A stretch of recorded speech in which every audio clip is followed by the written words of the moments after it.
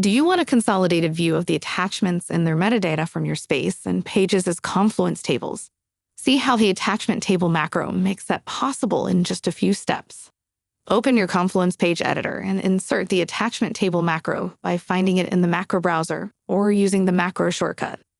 The macro parameters are organized into tabs. Under Structure and Data, you can specify your selection criteria, including space and page selection.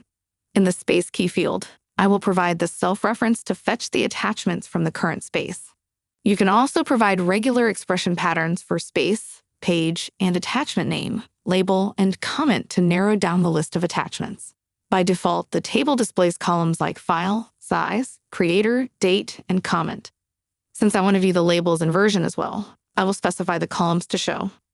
Under Sort and Filter, enable Show Sort icon so that when you click column headers to sort, it displays the sort icon to show the last column sorted and the sort direction. Under Style, enable AutoNumber to add a row number column.